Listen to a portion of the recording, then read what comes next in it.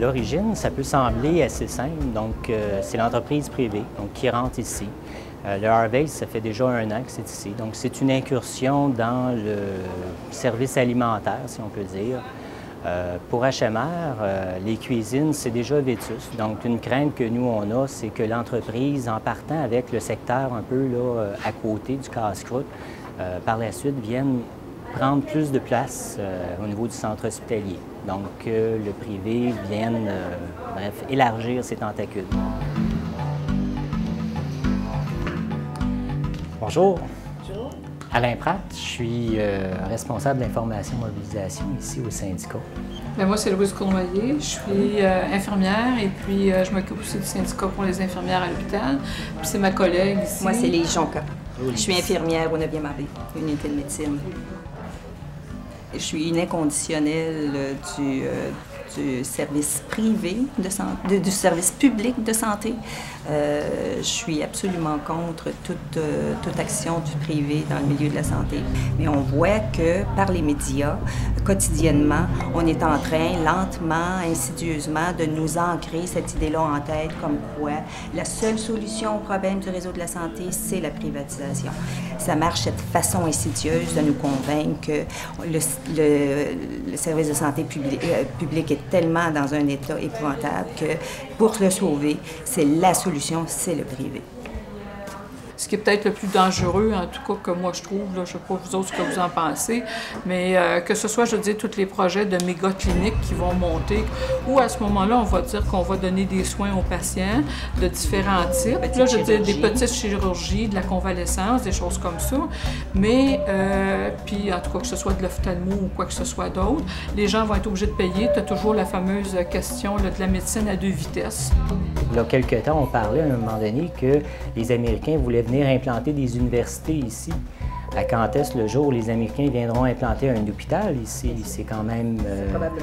il y a de l'argent qui découle de tout ça. Et lorsque le système américain, puisqu'on parlait tantôt de l'idéologie américaine, va être ici, qu'est-ce que les gens pourront s'attendre?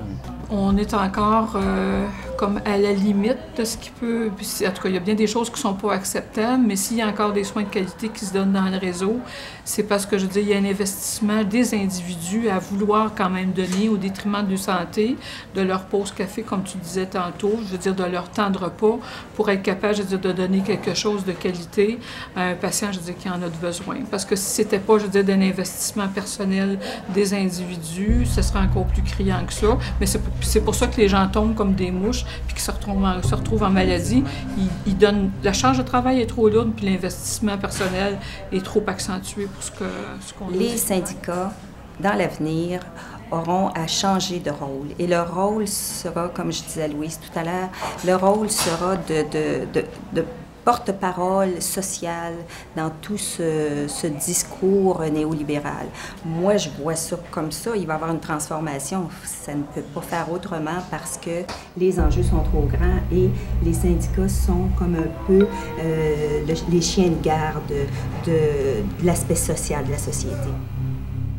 Et là, il faut comprendre que au Québec, par exemple, peut-être depuis 1995-96, l'ensemble des politiques de restructuration et de compression budgétaire qui ont été imposées par le gouvernement du Québec, on va dire aussi au fédéral, mais par le gouvernement du Québec et par les autres provinces, à l'endroit des programmes et des services, c'est une décision, c'est une orientation politique qui prend tout son sens dans ce que on a appelé, par exemple, au Sud, dans la mise en application des programmes d'ajustement structurel face aux États, mais qu'ici, on a appelé les déficits zéro.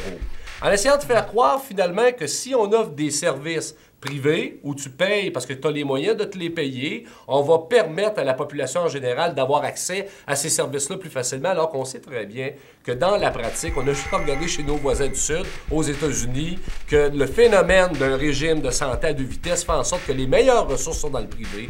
Et quand tu n'es pas couvert par une assurance puis que tu dois faire affaire avec le réseau public, bien, tu prends les services qu'on peut t'offrir. Quand on parle d'un système de santé à 2 vitesses, des risques d'un système de santé à 2 vitesses, en éducation au Québec, on a déjà un système d'éducation à 2 vitesses. Il il y a l'école publique ordinaire, à qui on demande non seulement de faire une éducation de qualité, mais aussi de la faire, de l'offrir à plus de jeunes, notamment à des jeunes en difficulté qui auparavant n'étaient pas scolarisés dans le système ordinaire. D'autre part, on a une école privée, particulièrement au secondaire, dans les régions urbaines, qui accueille 25 des élèves. Cette école privée-là, elle a deux caractéristiques. D'abord, elle sélectionne ses élèves. Je ne veux pas dire que c'est toutes des bolés, comme on dit dans le milieu de l'éducation, mais elle n'accepte pas d'élèves à problème. Ça, c'est la première caractéristique. La deuxième, c'est qu'elle est grassement financée par les fonds publics. Quand on enlève la strate qui va bien à l'école dans une classe ordinaire, c'est pas mal plus difficile, non seulement d'enseigner, mais pour les autres élèves, de réussir. Moi, je voudrais élargir à une autre dimension qui est celle de la déréglementation. Quand on déréglemente, quand on accepte de déréglementer parce que les entreprises ont dit c'est pas bon la réglementation, ça nous empêche de faire du commerce, on se retrouve dans des situations où on met en jeu la santé publique, la sécurité publique, toutes les raisons pourquoi on a un État. Donc, et puis il y a plein d'autres exemples. Dans l'accord de libre-échange avec les États-Unis, les compagnies ont le droit de poursuivre les gouvernements s'ils pensent qu'ils n'auront pas de profit. Tu sais, il y a quelque chose qui ne marche pas, là. Les gouvernements doivent avoir le droit de réglementer et pour les motifs pourquoi on a accepté d'avoir des gouvernements, c'est-à-dire pour notre bien-être. Et là, c'est les entreprises qui décident si on a le droit d'avoir du bien-être dans notre société.